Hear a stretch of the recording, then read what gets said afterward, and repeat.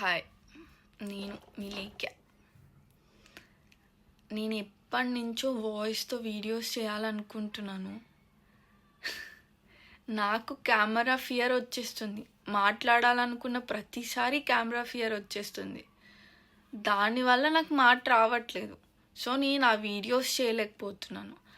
అరే, నా ఇష్టం కంటే నా భయం ఎందుకు నన్ను టేక్ ఓవర్ చేయాలన్నది నాకు నచ్చలేదు. సరే, ఓకే, ఏదో ఒకటి చేద్దాంలే అని, సరేలే ఈ ఫిల్టర్ పెట్టుకొని మాట్లాడేద్దాం, కొన్ని వీడియోస్కి అలవాటు అయ్యే కొద్దీ ఓకేలే నార్మల్గా మాట్లాడే అంత ధైర్యం వచ్చేస్తుందేమో అనిపించింది. సరే అని స్టార్ట్ చేసేసాను. ఇది ప్రాసెస్లోనే నేను ఏం నేర్చుకున్నా అంటే, భయం మనల్ని ఎప్పుడూ మనకి ఇష్టమైన విషయం చేయకుండా ఆపకూడదు. ఎప్పుడైనా అది తప్పేం కాదు చేయడం వల్ల, మహా అయితే దానివల్ల ఒక ఉపయోగమే ఉంటుంది అనుకుంటే చేసేయండి. భయం వేసినా భయపడుతూనే చేసేయండి.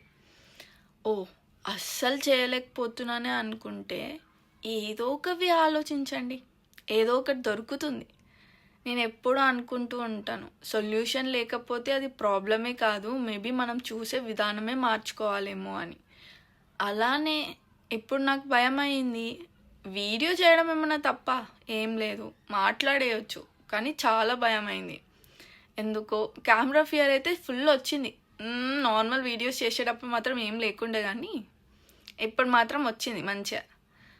అనుకున్నా మంచి చెప్పడానికి, మంచి ఏదో మాట్లాడడానికి చూసుకుంటే భయం ఏంది? ఆ భయం నన్ను ఎందుకు విన్ చేస్తాను? అసలు లేదు, ఫిల్టర్ పెట్టుకొని వీడియో చేస్తా, ఏం కాదు అనుకున్నా, చేసేసిన, అప్లోడ్ కూడా చేస్తా.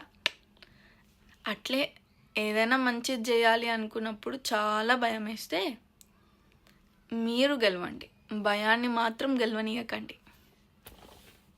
బాయ్.